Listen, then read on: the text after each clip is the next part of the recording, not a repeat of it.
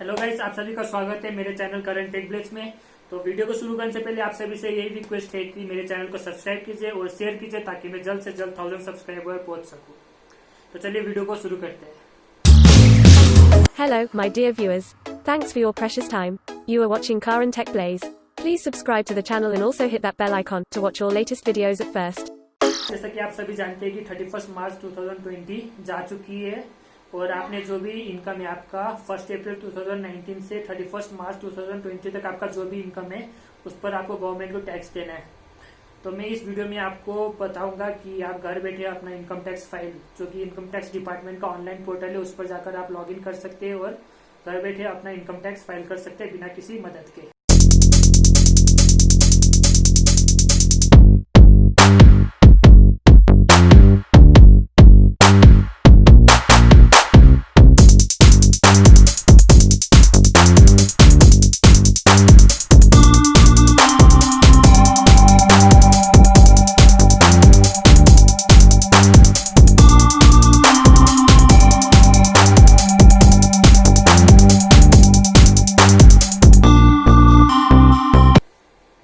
As per budget 2020 ये जो income tax return है ITR 4 जो कि हम फाइल करेंगे, वो आप बेसिकली दो तरीके से फाइल कर सकते हैं, जिसमें एक है पुराना तरीका ओल्ड रेजाइन जो कि आप पहले से फॉलो कर रहे हैं, और दूसरा बजट 2020 में जो इंट्रोड्यूस हुआ है न्यू रेजाइन।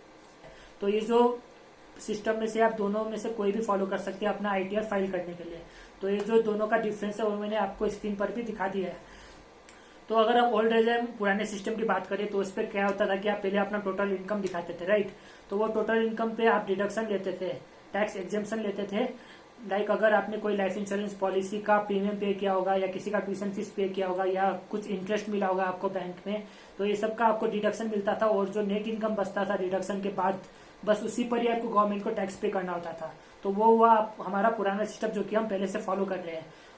अब अगर हम न्यू रेजाइन की बात करें जो कि बजट 2020 में इंट्रोड्यूस्ड हुआ है, तो इसमें क्या है कि आपको जो टैक्स एग्जेम्पशन मिलता था ओल्ड रेजाइन में, वैसा कोई टैक्स एग्जेम्पशन आपको नहीं मिल रहा है। इसका मतलब ये है कि आपका जो टोटल इनकम है उस टोटल इनकम पर ही आपको गवर्नमेंट को टैक्स पे करना है। पर दूसरा बेनिफिट ये है इस न्यू रेजाइन का कि आपका जो टैक्स रेट है वो कम हो जाएगा ओल्ड रेजाइन के मुकाबले।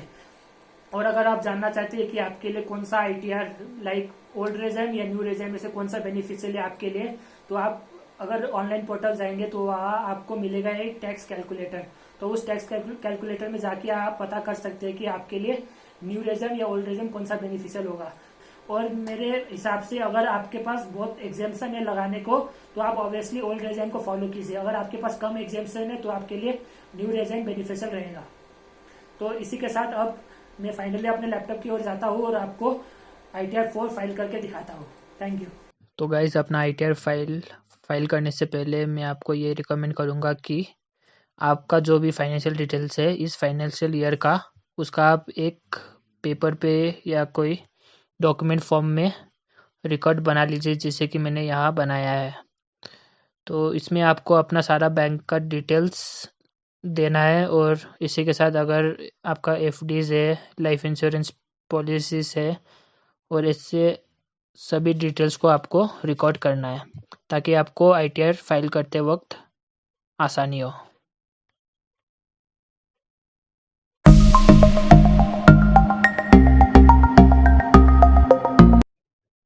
तो अब सबसे पहले मैं जाऊंगा इनकम टैक्स डिपार्टमेंट का ऑनलाइन पोर्टल में, इनकम टैक्स फाइलिंग।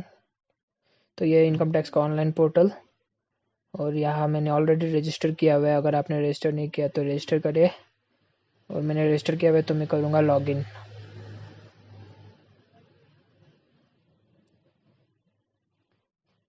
यहाँ यूज़र ID के सेक्शन में मेरे को अपना पैन नंबर देना है और पासवर्ड देना है जो मैंने क्रिएट किया था।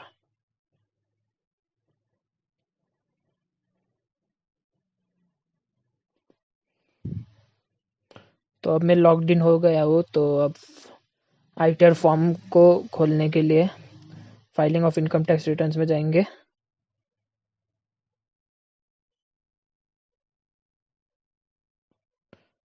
यहाँ असेसमेंट ईयर 2021 के लिए मैं फाइल कर रहा हूँ, और ITR 4 फॉर्म, और फाइलिंग टाइप है ओरिजिनल, सबमिशन मोड ऑनलाइन। तो उसके बाद मेरे को बैंक अकाउंट एक सेलेक्ट करना है रिफंड के लिए और फाइनली लॉगिन करना है। तो उसके बाद मेरा ITR फॉर्म जो है वो खुल जाएगा और वहाँ जो भी मेरे को डिटेल्स फिल करना है अपना ITR 4 में, तो ये है मेरा ITR 4 जो कि मेरे को फाइल करना है।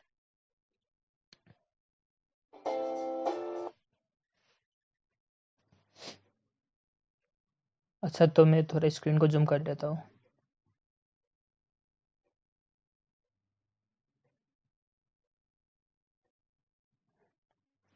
तो सबसे पहले आपको ये जो इंस्ट्रक्शन दिया हुआ है वो पढ़ लेना है। और एक चीज़ है कि आप जैसे अपना डिटेल्स फिल करते जाएंगे तो आपको सेव ड्राफ्ट करते रहना है ताकि आपका जो वर्क है वो सेव्ड रहे। तो यहाँ लिखा हुआ आ जाएगा your draft is saved successfully. तो ये इंस्ट्रक्शन रीड कर लीजिए। उसके बाद आपको जाना है जनरल इन्फॉर्मेशन में और आप भी जो भी पर्सनल डिटेल्स दिया गया है इधर उसे वेरीफाई कर लेना है सही है या नहीं, ऑटो फिल्ड है सब। उसके बाद यहाँ आएंगे नेचर ऑफ एम्प्लॉयमेंट में अदर्स दे दीजिए क्योंकि हम एज अ प्रोफेशनल फाइल कर रहे हैं। और आपका फाइलिंग ये रहेगा, मैं ऑन और बिफोर ड्यू डेट फाइल कर रहा हूँ तो ये है। उसके बाद ये मोस्टली सभी के लिए नो रहेगा।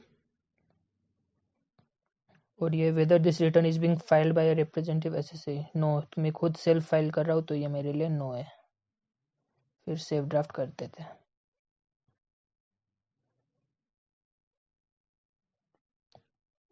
उसके बाद हमें जाना है BP में डायरेक्ट। तो BP में जाने के बाद आपको यहाँ मिलेगा ये फर्स्ट सेक्शन जो है वो computation of प्रेजेंटिव business income under section 44AD। तो यह है प्रेजेंटिव बिजनेस के लिए। अगर आप एज अ बिजनेसमैन फाइल कर रहे हैं तो आपको ये पार्ट फिल करना है जिसमें आपको अपना बिजनेस का डिटेल्स देना है और जो भी आपका प्रॉफिट है उधर इधर दिखाना है। पर मैं एज अ प्रोफेशनल फाइल कर रहा हूँ तो मैं ये सेकेंड पार्ट में जाऊँगा जो computation of प्रेजेंटिव income for professionals under section 44AD है। तो नेम ऑफ बिजनेस आप अपना कुछ भी डाल सकते हैं। तो मैं डालता हूँ करण टेक ब्लेस। उसके बाद बिजनेस कोड, आपको अपना बिजनेस कोड जो भी है वो इधर लिस्ट में से सर्च करके डाल देना है। तो मैंने अपना बिजनेस कोड डालना है 16005, वो है engineering and technical consultancy. Description की ज़रूरत नहीं है और मैं एक और ऐड करूँगा इधर। नेम ऑफ बिजनेस को सेम रहने देते हैं और इसमें मेरा बिजनेस कोड है 14005। Database other IT enabled services 14005 में अदर IT एनेबल्ड सर्विसेज। तो ये तो मेरा प्रोफेशनल का कोड है। उसके बाद मेरे को ग्रॉस रिसिप्ट डालना है, मतलब आपको अपने प्रोफेशन में रिसिप्ट कितना है। मैं इनकम की बात नहीं कर रहा, रिसिप्ट की बात कर रहा हूँ। तो डिटेल्स में चलता है। मेरा ग्रॉस रिसिप्ट है 5,48,280। तो मैं यहाँ डाल देता हूँ 548,280। और इस ग्रॉस रिसिप्ट में आपको जो आपका प्रॉफिट अमाउंट है, आपका जो इनकम पार्ट है वो मोर देन 50% होना चाहिए। इधर लिखा है if income is less than 50% of gross receipt it is mandatory to have a tax audit. ठीक है, तो मेरा इनकम है इधर 75% ऑफ ग्रॉस रिसिप्ट 411,210। तो मैं यहाँ डाल देता हूँ अपना इनकम 411,210। तो ये है मेरा ग्रॉस रिसिप्ट और नीचे है मेरा income at the rate of 75% of gross receipt. तो ये दो चीज़ मैंने यहाँ पर फिल कर दिया। तो ग्रॉस रिसिप्ट जनरली आपका जो टोटल टर्नओवर है आपका प्रोफेशन का वो आता है और उस टर्नओवर पर आपको जो प्रॉफिट मार्जिन है आपका या जो आपका इनकम है उस टर्नओवर पर वो आपको ये सेकेंड E4 में देना है। तो ये जो इनकम है वो more than 50% of gross receipt होनी चाहिए। और ये जो थर्ड पार्ट है वो है गुड्स कैरेज का बिजनेस के लिए। और ये लास्ट है GST जो कि हमारे पास नहीं है। और इधर आपको डालना अपना फाइनेंशियल डिटेल्स। तो मैं यहाँ सभी फिल करना ज़रूरत नहीं है। यहाँ एट द एंड दिया हुआ है कि E15, E19, E20 और E22 are mandatory and others are to be provided if available. तो मैं यहाँ प्रोवाइड करूँगा सुनरी क्रेडिटर्स, मतलब मैंने किसी से उधार लिया हुआ है तो वो हुआ सन्ड्री क्रेडिटर्स। तो सन्ड्री क्रेडिटर्स में मैं वैल्यू डालूँगा 10,580 और उसके बाद फिक्स एसेट भी मैं डालता हूँ 1 लाख। इन्वेंटरीज उसके बाद सन्ड्री डेबिटर्स, मैंने किसको उधार दिया हुआ है वो आएगा सन्ड्री डेबिटर्स। तो यहाँ डाल देता हूँ मैं 45,560। बैलेंस विथ बैंक्स, तो आपको अपना सारा बैंक का डिटेल्स जैसे कि मैंने ऑलरेडी बता चुका हूँ। कैश इन हैंड दे देते हैं 41,350 और बाकी बस इतने देने से हो जाएगा। तो ये सब आपको फिल करना है इस पेज में। तो ये करने के बाद फिर से सेव ड्राफ्ट कर देते हैं।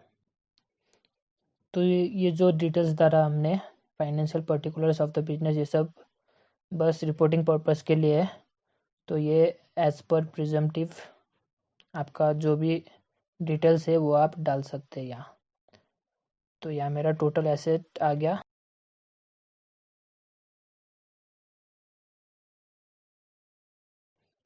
तो ये पेज फिलिंग कंप्लीट हो गया। उसके बाद हम जाएंगे नेक्स्ट पेज में जो है इनकम डिटेल्स। तो हमने यहाँ जो इनकम दिया था फ्रॉम प्रोफेशनल वो यहाँ अपने आप ऑटो फिल, ठीक है। हमें सेव ड्राफ्ट करते रहना है बीच बीच में, वो पॉपअप भी करते रहेगा आपको सेव ड्राफ्ट करने के लिए। तो उसके बाद अगर आपका कोई सैलरी से भी इनकम है तो वो आपको फिल करना है यहाँ पर ग्रॉस सैलरी पे। अगर आप सैलरीड पर्सन है तो आपको कुछ अलाउंस मिलता होगा वो आपको यहाँ देना है। तो ये सब मेरे केस में नहीं है। उसके बाद जाते हैं B3 में। तो B3 है अगर आपको कोई हाउस प्रॉपर्टी से इनकम हो रहा है तो वो उसका डिटेल्स आपको B3 में देना है। अगर आपका सेल्फ ऑक्यूपाइड हाउस है, कोई भी आपको रेंट उंट नहीं मिल रहा है तो आप यहाँ कर देंगे self occupied, type of house property self occupied. उसके बाद जाते हैं हम B4 में। B4 है आपका इनकम फ्रॉम अदर सोर्सेस। तो प्रोफेशन के अलावा भी अगर आपको कहीं से पैसा आ रहा है आपके pass through out the year, आपके पास कहीं से पैसा आया है तो उसको आपको यहाँ मेंशन करना होगा। टैक्सेबल इनकम जो भी है आपका एक्सेप्ट प्रोफेशन का इनकम के अलावा जो भी टैक्सेबल इनकम है वो आपको यहाँ मेंशन करना है। तो सबसे पहले मैं मेंशन करूँगा इंटरेस्ट फ्रॉम सेविंग अकाउंट। तो इंटरेस्ट फ्रॉम सेविंग अकाउंट जो भी है मैंने यहाँ कैलकुलेट किया हुआ है वो है total saving interest earned in 2019-20 which is 2689। तो यहाँ डाल देते हैं 2689, ठीक है। अगर इसके अलावा भी आपका कोई इनकम है लाइक अगर FD से आपको कोई इंटरेस्ट मिला होगा, इंटरेस्ट फ्रॉम डिपॉजिट्स, ठीक है, interest from income tax refund, तो ये सब और अदर्स इसके अलावा कोई आपका इनकम है तो वो आपको यहाँ देना है। और अगर आपका कोई लाइफ इंश्योरेंस पॉलिसी का प्रीमियम मैच्योर हुआ होगा तो वो टैक्स फ्री रहता है, तो वो आपको यहाँ मेंशन नहीं करना है क्योंकि वो आपका एग्जेम्प्ट इनकम में आता है, जो कि हमें सिर्फ रिपोर्टिंग पर्पस के लिए मेंशन करना होगा, जो मैं आपको दिखाऊंगा आगे। यहाँ वो आपको नहीं देना है क्योंकि वो टैक्स फ्री है, उस पर आपको लाइफ इंश्योरेंस पॉलिसी का जो भी मैच्योर अमाउंट है वो टैक्स फ्री है, तो वो आपको यहाँ मेंशन नहीं करना है। तो मेरा इनकम है यहाँ प्रोफेशनल और इंटरेस्ट का, तो ये जो टोटल दो इनकम मिला के बन गया मेरा 4,13,899। तो उसके बाद आता है पार्ट C जो कि डिडक्शन। आपको ये जो इनकम है टोटल इनकम पे आप डिडक्शन ले सकते हैं।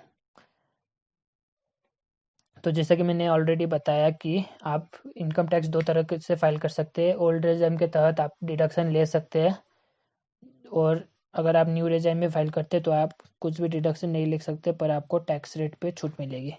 तो मैं ये ITR ओल्ड रेजिम के तहत फाइल कर रहा हूँ, तो यहाँ मैं टैक्स एग्जेम्पशन लूँगा और आप देखिए कि कैसे आप लेते हैं टैक्स एग्जेम्पशन। तो ये कोविड-19 की चीज़ ऐड हुआ है इधर कि अगर आपने कोई इन्वेस्टमेंट किया है 1 अप्रैल 2020 से 30 2020 तक आपने कोई इन्वेस्टमेंट किया जो आप प्रीवियस फाइनेंशियल ईयर में दिखाना चाहते हैं, तो वो अगर आपको फाइल करना है तो उसके लिए आपको यहाँ करना होगा येस। अगर नहीं करना है, आपने कोई भी ऐसा इन्वेस्टमेंट नहीं किया है, तो आप करेंगे नो। और अगर आपने येस दबाया है तो आपको ये शेड्यूल DI, जो कि इधर टैब है एक शेड्यूल DI, आपको ये फाइल करना होगा। पर मैं ये नहीं कर रहा, तो ये मैं नो कर दिया इधर। उसके बाद डिडक्शन में आते हैं। तो इसमें मेनली डिडक्शन का आपका रहता है 80C डिडक्शन मेन है, और उसके बाद यहाँ इंटरेस्ट फ्रॉम बैंक ये दूसरा डिडक्शन है। तो ये दो मेन डिडक्शन के बारे में मैं आपको बताता हूँ। तो 80C डिडक्शन, जो कि आप यहाँ देख सकते हैं, ये 80C डिडक्शन में क्या है कि आपने अगर कोई लाइफ इंश्योरेंस पॉलिसी का प्रीमियम पे किया होगा, या कोई आपने ट्यूशन फी पे किया होगा अपने चिल्ड्रन का, तो वो आपको यहाँ 80C डिडक्शन में ले सकते हैं। तो मेरे केस में मैंने लाइफ इंश्योरेंस पॉलिसी का प्रीमियम पे किया हुआ है इस फाइनेंशियल ईयर में, तो उसका डिडक्शन मैं यहाँ लूँगा। तो लाइफ इंश्योरेंस प्रीमियम पेड है मेरा 2854, तो यहाँ 2854 डिडक्शन।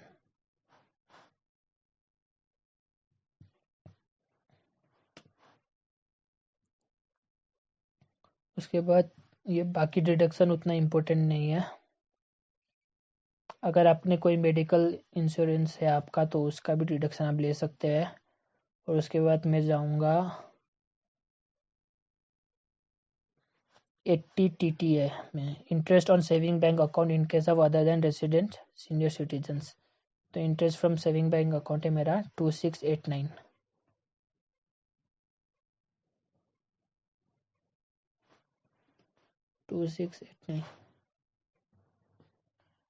तो ये दो डिडक्शन में ले रहा हूँ, लाइफ इंश्योरेंस पॉलिसी का और इंटरेस्ट का। तो टोटल डिडक्शन मेरा बनता है 5543। तो मेरा जो इधर ग्रॉस टोटल इनकम आया था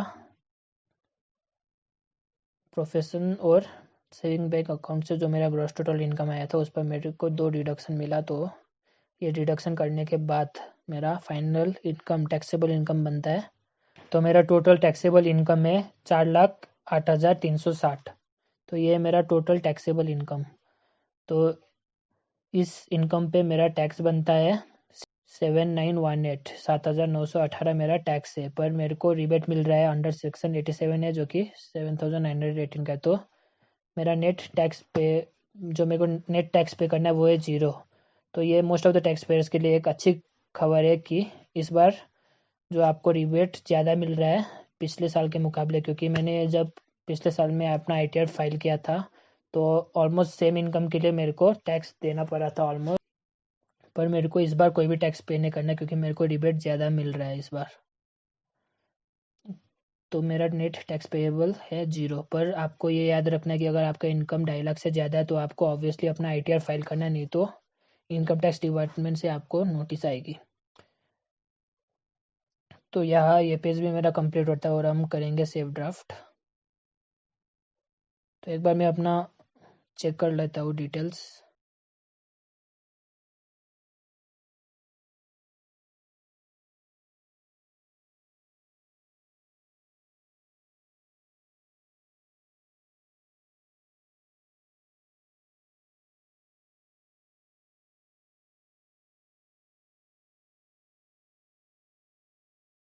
इसके बाद आपको जाना है टैक्स डिटेल्स। ये 4 टैब मेरा कंप्लीट हो गया। BP मैंने पहले फाइल कर दिया था इनकम डिटेल से पहले। तो अब मेरे को जाना है टैक्स डिटेल्स। तो ये मोस्टली सैलरीड पर्सन के लिए है कि अगर उनका कोई TDS कटा है, टैक्स डिडक्टेड एट सोर्स, तो देखना होगा अपना फॉर्म 26AS। तो वो मैं अभी नहीं देख रहा। तो मेरा टैक्स डिडक्टेड एट सोर्स कुछ भी नहीं है, क्योंकि ये मोस्टली सैलरीड पर्सन के लिए होता है जिनका टैक्स एम्प्लॉयर खुद ही काट देता है। तो उसके बाद मैं जाता हूँ टैक्स पेड एंड वेरिफिकेशन। तो अगर आपका कोई भी टैक्स पेएबल है, जो कि मेरे केस में 0 है, तो आपको यहाँ एक E-पे टैक्स का ऑप्शन मिलेगा। यहाँ आपको E-पे टैक्स का ऑप्शन मिलेगा, तो उस पर क्लिक करके आप रिडायरेक्ट हो जाएंगे पेमेंट गेटवे पे, और आपको पे करना है जो भी आपका टैक्स बनता है। उसके बाद आपको जो चालान जनरेट होगा, उस चालान नंबर को आपको इस पेज में डालना है। ठीक है, वो चालान नंबर डालते ही आपका जो टैक्स पेड हो जाएगा। और उसके बाद जो मैंने आपको बताया था कि एग्जेम्प्ट इनकम, जो इनकम आपका है जिस पर आपको टैक्स नहीं देना, जैसे कि अगर आपका कोई लाइफ इंश्योरेंस पॉलिसी का प्रीमियम मैच्योर हुआ है तो आपको उस पर टैक्स नहीं देना है। ठीक है, तो उस इनकम को आपको रिपोर्ट करना है यहाँ पर, exempt income only for reporting purpose में। तो यहाँ आपको नेचर ऑफ इनकम सेलेक्ट करना है।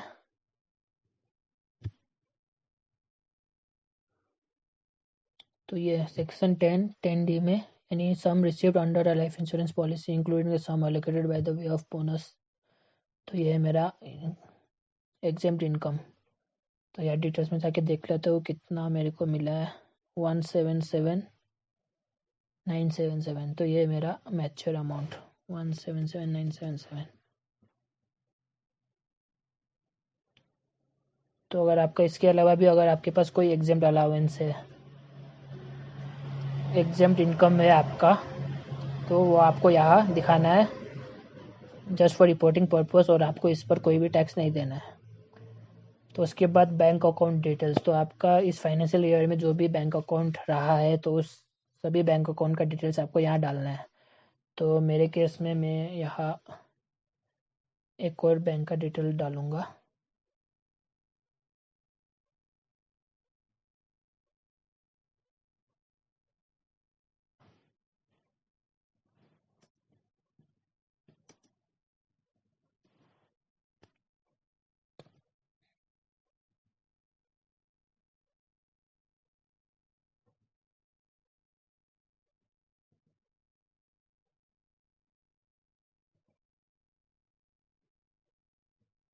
डिटेल्स डाल दिया, उसके बाद आपको करना है सेव ड्राफ्ट। तो उसके बाद वेरिफिकेशन में ये आपको साइन करना है इधर कि आप सेल्फ फाइल कर रहे हो अपना ITR और आपका प्लेस।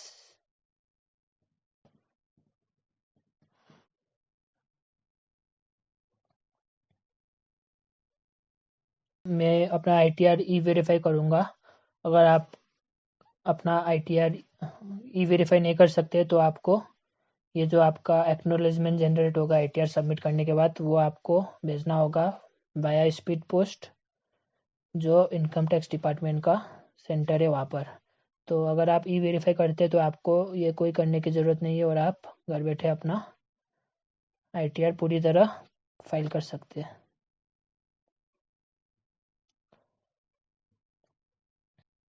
शेड्यूल DI, ये जो मैंने पहले बताया था कि अगर आप ये ऑप्शन में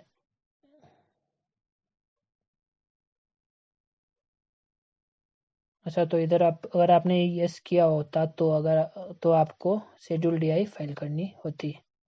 तो मैंने नो किया है तो मेरे को यहाँ कुछ नहीं करना है। उसके बाद शेड्यूल 80D में जाना है और यहाँ whether you have any of your family member excluding parents as a senior citizen, yes कर देता हूँ। मेरे को कोई भी डिडक्शन नहीं लेना है यहाँ, तो मैं कुछ भी फाइल नहीं करूँगा।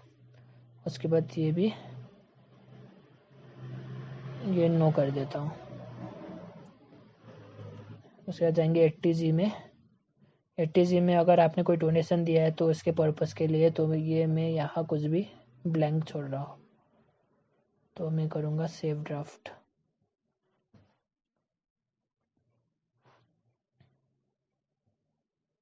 तो उसके बाद आपको करना है प्रीव्यू एंड सबमिट। तो फाइनली मैंने सभी टैब को कंप्लीट कर लिया है। अगर आपका कोई भी अनफिल्ड डिटेल्स है तो वो आपको यहाँ फिल करना है।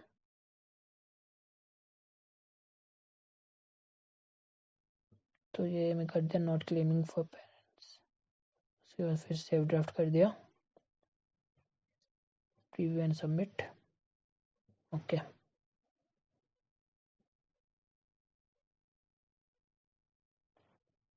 तो ये जो प्रीव्यू फॉर्म डिस्प्ले हो रहा है इसको आपको अच्छे से चेक कर लेना है, कोई भी मिस्टेक नहीं होनी चाहिए, वरना आपको इंटीमेशन आएगा जो फिर आपको प्रॉब्लम क्रिएट कर सकता है। तो इससे अच्छा है कि आप पहले ही सब कुछ चेक करके सबमिट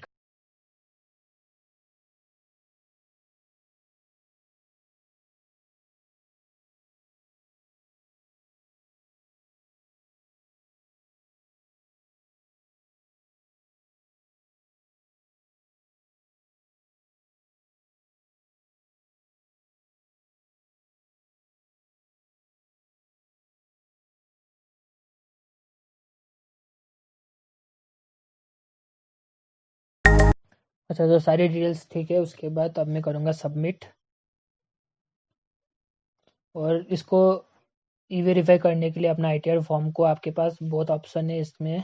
पहला है आधार OTP, जो कि most of the time problem create करता है। तो मैं जाऊंगा प्री वैलिडेटेड बैंक अकाउंट से। तो इसके लिए आपको प्रोफाइल सेक्शन में जाके अपना बैंक, कोई भी एक बैंक अकाउंट को वैलिडेट करना है। उस पर जब स्टेप्स फॉलो करके आप अपना वैलिडेट कर सकते हैं बैंक अकाउंट, तो उससे आप अपना ई वेरीफाई कर सकते हैं। तो ये मैं सेकेंड ऑप्शन से जाऊँगा। तो इससे क्या है कि मेरे को अपने मोबाइल पे एक कोड आएगा, वो कोड एंटर करना है। उसके बाद मेरा ITR फाइनली ई वेरीफाई हो जाएगा। तो मैं सिलेक्ट करता हूँ EVC using pre validate bank account. तो ये मोड को सिलेक्ट करते हुए मैं अपना ITR सबमिट कर रहा हूँ। तो यहाँ मेरे को एंटर करना है इलेक्ट्रॉनिक वेरिफिकेशन कोड, जो कि मेरे को अपना रजिस्टर्ड मोबाइल नंबर में रिसीव्ड होगा।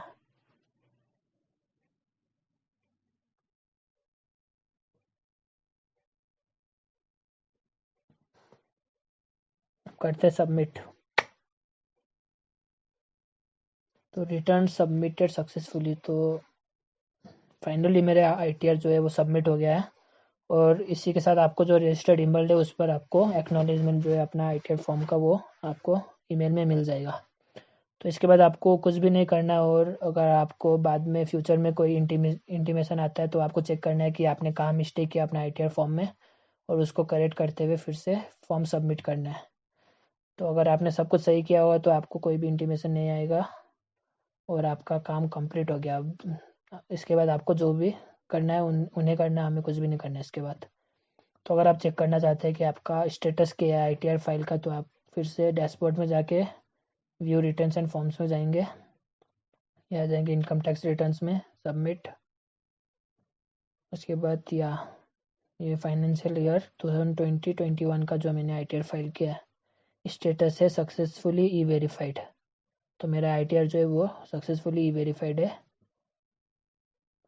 तो यहाँ आपको मिल जाता है ITR फॉर्म, जो कि आपने फाइल किया था, वो प्रिंट आउट लेके अपने पास रिकॉर्ड बना के रखना है अपने ITR फाइल में। फाइनली जब उन लोगों का प्रोसेस कंप्लीट होगा तो ये स्टेटस चेंज हो जाएगा ITR प्रोसेस्ड, जो कि अभी 3-4 महीना बाद होगा। तो फाइनली मेरा काम कंप्लीट हुआ ITR फाइलिंग का। तो होप आप सभी को अच्छे से समझ में आया होगा कि आप घर बैठे अपना ITR, जो कि फाइलिंग का पोर्टल में जाके आराम से कर सकते हैं बिना किसी प्रॉब्लम के। तो अगर आपको कोई भी प्रॉब्लम आती है तो आप मेरे को ऑब्वियसली कमेंट सेक्शन में पूछ सकते हैं आप।